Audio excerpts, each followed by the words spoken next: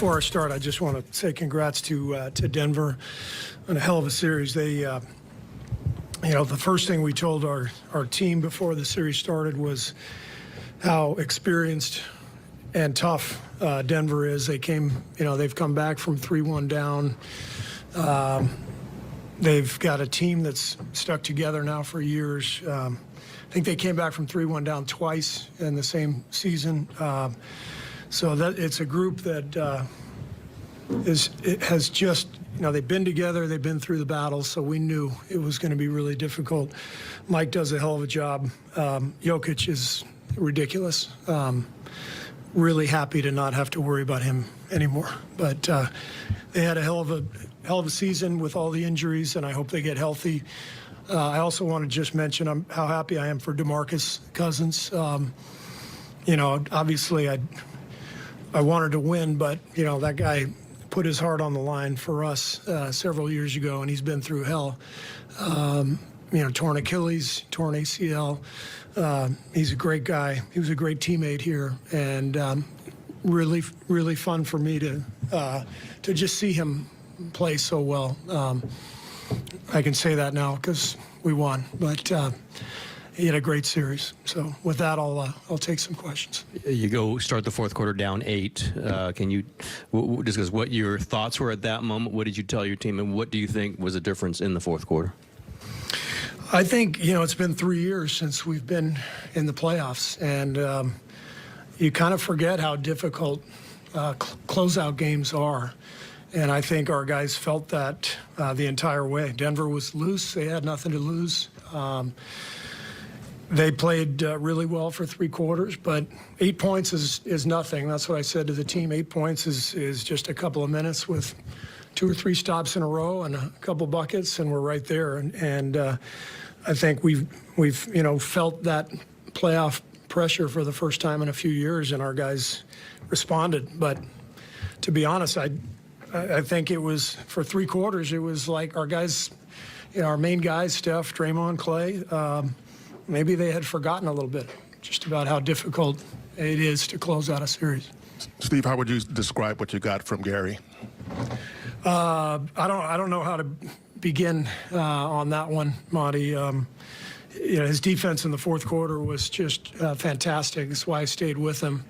But then he started knocking down threes and getting to the rim for a couple layups, and I thought he was just a huge factor in the game, and he deserved to stay out there with the way he was playing, so we kept him out there the whole fourth, and he came through big time. Is this what you saw from him several points during the season where, a lot of times role players will have nice regular season moments, but he always seemed like a playoff player, a fourth quarter playoff type player? Yeah, he doesn't seem too fazed by anything. Gary, I guess when you've bounced around like he has, been in the G League, played on 10-day contracts, never really found a home. There's a lot more pressure in that than there is in, playing in a high-stakes game. He's found a home here. He's always seemed comfortable on the floor, never seems overwhelmed. His defense is elite, and he's a very unique offensive player, but he's worked so hard on his three-point shot, and I think that was really a big factor in his growth this year and his ability to stick and make a big impact for our team. Steve, how would you evaluate Draymond yet again in there, and just everybody swarming on Jokic to try to? Yeah, what Draymond does is it's hard to quantify. The stats never do him justice. I just feel like he's built for the playoffs. This is what he's all about. When you can actually exert the energy that he exerts and the competitive force, and get a day off the next day and not have 3 games in 5 nights in every city and all that stuff. The regular season is it's kind of hard for him, because the games aren't as meaningful, and he's at his best when the games are the most important. See, this game had a lot of shoulders and elbows going, a lot of fouling and so forth. It's kind of ugly. What did you think you had to do to kind of bring the game back to what you guys want to do on offense, especially? I thought we started getting stops in the fourth quarter, and we didn't foul, so the game started to flow, and we finally started to move the ball. I thought we were really forcing shots the whole first half.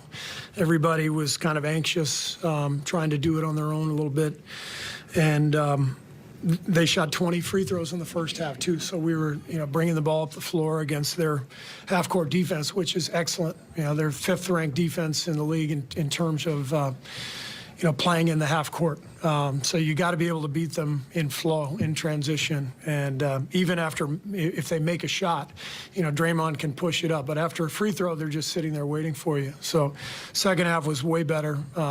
Only 9 free throws compared to 20. We got a lot of stops. We held them to 44% shooting, 6 for 29 from 3. So we were getting stops, and then that allowed us to flow, and the ball started to move. Steve, you mentioned Gary's defense in the fourth quarter, but what about overall the team? I think the Nuggets only scored 6 points in the first 8 minutes of the quarter, and it seemed like you said, you got a bunch of stops in a row that you hadn't gotten earlier. What changed, or did anything change? I just think the lineup that was out there really, set a tone with Gary and Otto. That's why we stayed with them, throughout that fourth quarter, because that group was playing so well with Steph, Clay, and Draymond. So it was all about the defense.